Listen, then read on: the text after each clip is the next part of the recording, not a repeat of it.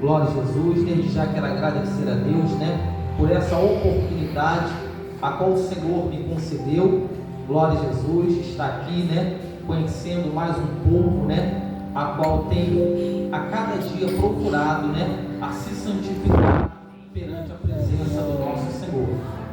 Eu também quero agradecer a Deus, pela vida da minha companheira, minha esposa, a missionária Carla, Glória a Jesus, 19 anos de casado, glória a Jesus, tem sido bênção, sobre a minha vida, também a vida também dos meus 4 filhos, a Maiara, minha filha, a mais velha, 18 anos, levita da casa do Senhor, a vida também do meu filho Josué, instrumentista da casa do Senhor, baterista, e a vida da minha filha Mariana e a Manuela de 1 ano, glória a Jesus.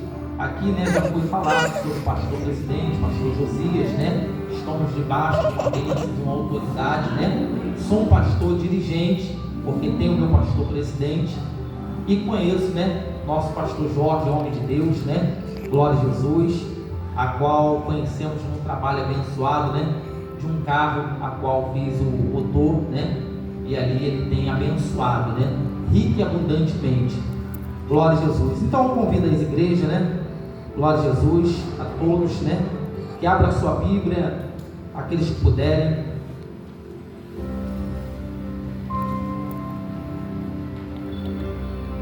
No livro de Hebreus, capítulo de número 4, versículo de número 12. Glória a Jesus.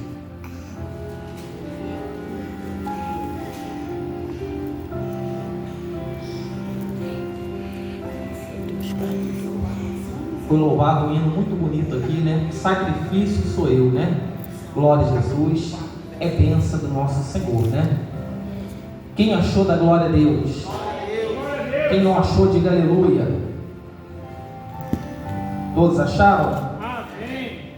Livro de Hebreus, capítulo de número 4, versículo de número 12, que diz assim a palavra do Senhor: porque a palavra de Deus é viva e eficaz, é mais penetrante do que qualquer espada de 2 gumes, penetra até a divisão da alma e do espírito e das juntas e medulas, e é apta para discernir os pensamentos e a intenção do coração.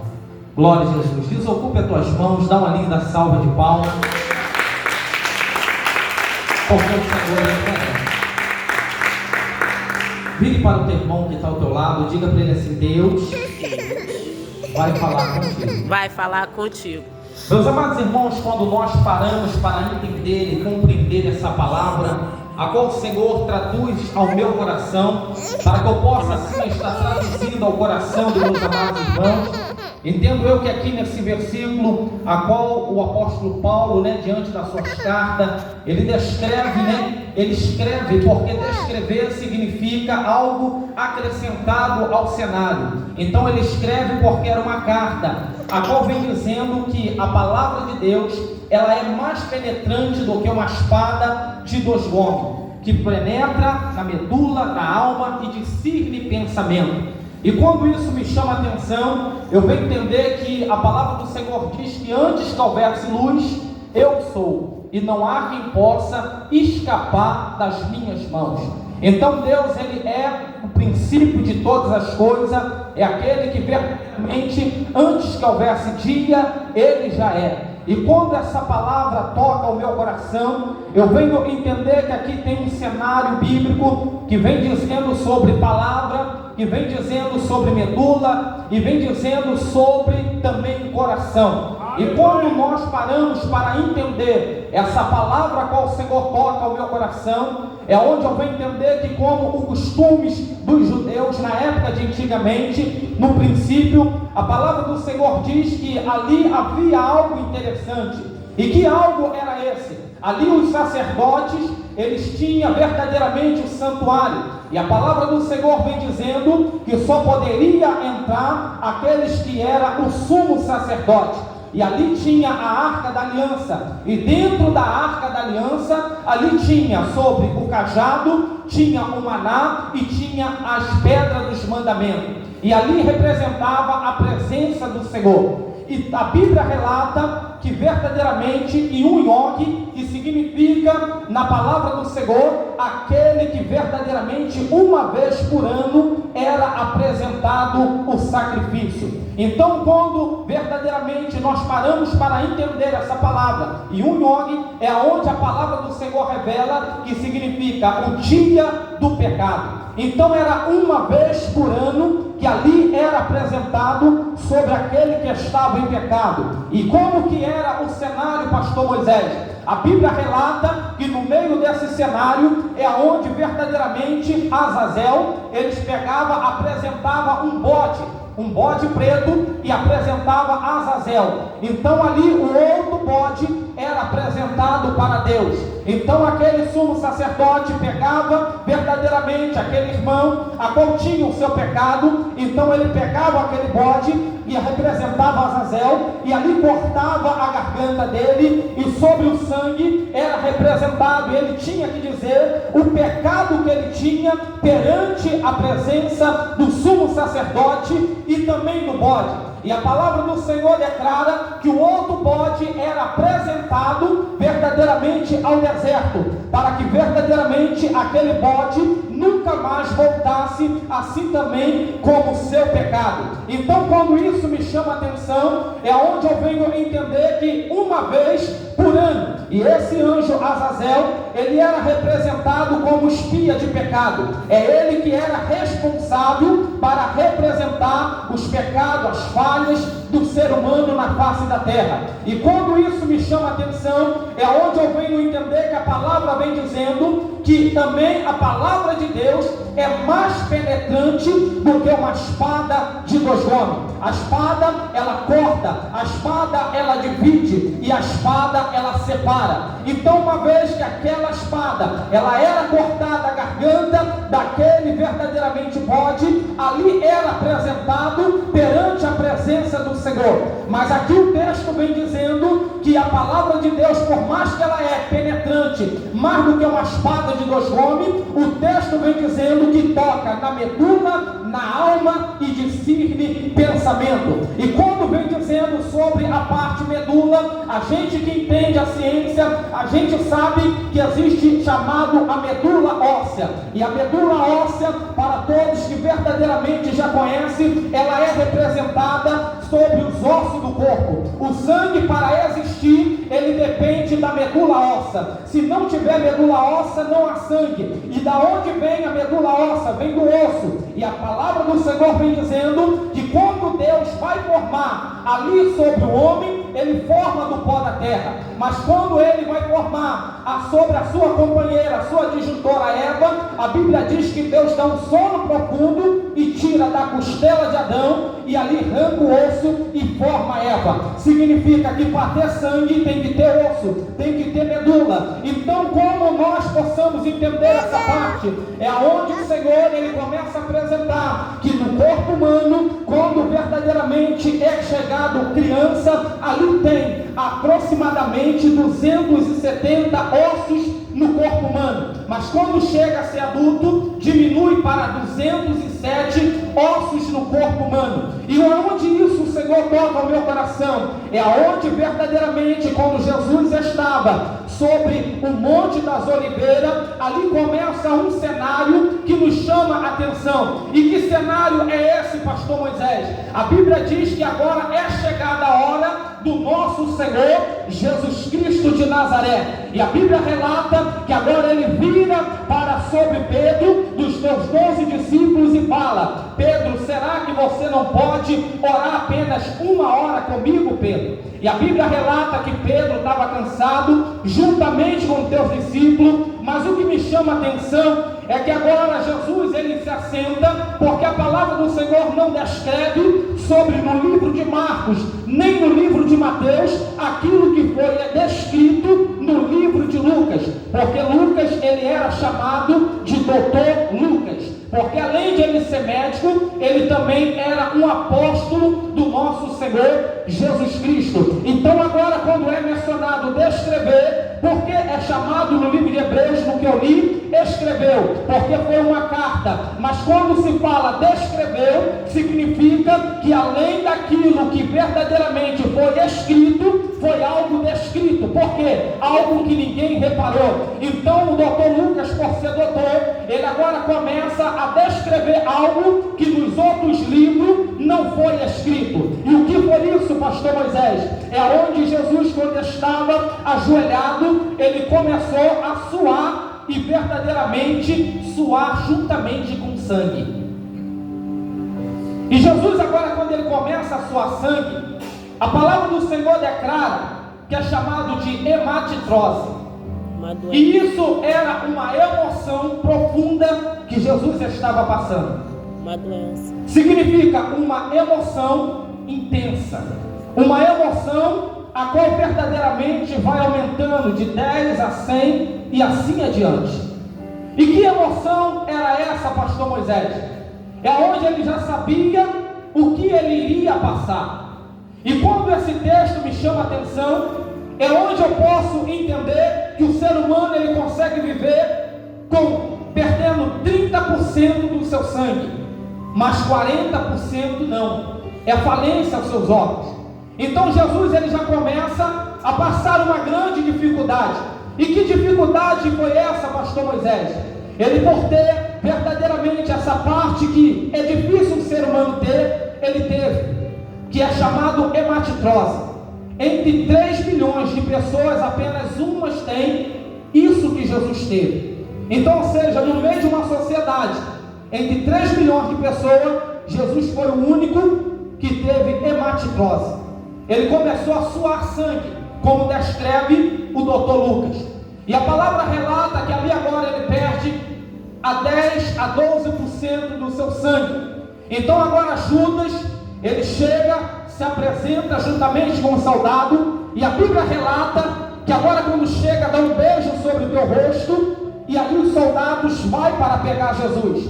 Mas a Bíblia relata que antes Jesus já tinha anunciado para Pedro que verdadeiramente viria a hora dele. Então Pedro, por ser pescador, pegou a espada, colocou sobre a sua cintura e passou a seguir Jesus.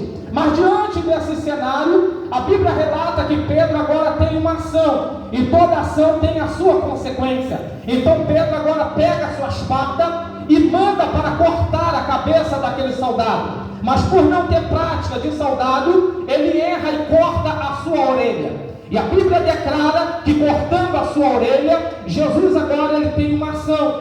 E que ação foi essa? Todos nós sabemos que a orelha ela é dividida em 3 partes, a qual ouvido interno e ouvido interno, e a qual o ouvido médio. E quando nós paramos para separar essas coisas, é onde, quando acerta a parte de fora, é onde tem um som, e somente entra o som para o ouvido. Então cortou para o lado de fora, mas não deixava de ouvir, por quê? Porque tinha também o ouvido médio. Então o ouvido médio é onde fica pelo lado de dentro, é onde tem o menor tipo do osso do corpo humano, que é chamado de estribo e é chamado de martelo. Então uma vez que aquele som entra no ouvido, ali tem verdadeiramente a vibração. E no meio dessa vibração é onde esse pequeno osso ele começa a balançar, e ali vem as vibrações do som. Porque uma coisa é o som sair reto, outra coisa é discernir aquelas partes da fala que é diferente. E quando isso me chama a atenção, aí imediatamente Jesus olha e pega a orelha daquele soldado, coloca novamente e vira para Pedro e fala: Pedro, com ferro fere, com ferro será ferido. E agora, diante de uma ação como essa, o soldado pega Jesus e leva não para um açoite, porque uma coisa é açoite e outra coisa é flagelação. Jesus não passou por açoite, mas Jesus passou por uma flagelação. E o que é, pastor Moisés, uma flagelação? Significa que foi açoite com torturas. E qual torturas foi essa? O povo romano era o povo que era mais habilidoso em qualquer tipo de tortura. Então agora o povo romano, diante de um governo, a Bíblia relata que pega Jesus, coloca sobre a madeira e ali começa a flagelação. E como que era essa flagelação? Ela era com cordas de corcel, e ali o que me chama a atenção, que ela era dobrada em 8 dobras, e no meio dessas dobras, a qual tinha 12 bolas de chumbo, e tinha 12 pedaços de osso de animal. E esses 12 pedaços de osso de animal tinha aproximadamente a 7 a 5 centímetros, e era afiado totalmente. E como esse texto me chama a atenção, é onde também me leva uma emoção profunda, porque a palavra do Senhor declara que, segundo a lei judaísta, era declarado 40 açoites menos um, porque automaticamente nem todos estavam prontos para ter todos esses açoites. Existiam alguns que na metade dos açoites era morto, existiam outros que com 10 açoites era morto. Por que isso, pastor Moisés? É porque automaticamente, quando batia a primeira chibatada, aquelas bolas de chumbo aonde pegava, fazia grandes hematomas. E automaticamente, os 12 pedaços de ossos de bicho, quando eles pegavam, ou eles cortavam, ou eles verdadeiramente agarravam sobre o corpo de Jesus, e quando puxava, vinha pedaços de carne. Então por isso que é chamado de flagelação. Então agora vai a primeira, e ali vai a segunda, e ali vai a terceira, e por ir adiante, a palavra do Senhor declara que todo o corpo de Jesus ficou com hematoma, a ponto de seus órgãos aparecer para o lado de fora, assim sobre o seu rim, sobre o seu baço, sobre o coração, sobre o pulmão, sobre o fígado, porque onde batia, ali arrancava pedaço de carne. Por isso que é chamado de flagelação. Então Jesus agora, ele começa a passar uma dificuldade muito grande diante dessa crucificação. Por que isso, pastor Moisés? Como eu acabei de falar, que o ser humano ele consegue viver perdendo 30% do seu sangue, mas 40% não. E o sangue ele é responsável em 3 partes, que é chamado de medula óssea no livro Hebreus, a qual vem dizendo que o sangue ele contém sobre os glóbulos vermelhos, o glóbulos branco e também a outra parte que é importante para receber os nutrientes do corpo humano. E quando isso me chama a atenção, uma vez que tem os glóbulos vermelhos, ele é responsável em discernir aquilo que é apto para o oxigênio. E quando se fala o oxigênio, é a mesma coisa que fôlego de vida. E quando isso me chama a atenção, agora também as glândulas pequenas do pulmão, elas começam a se fechar devido àqueles açoites,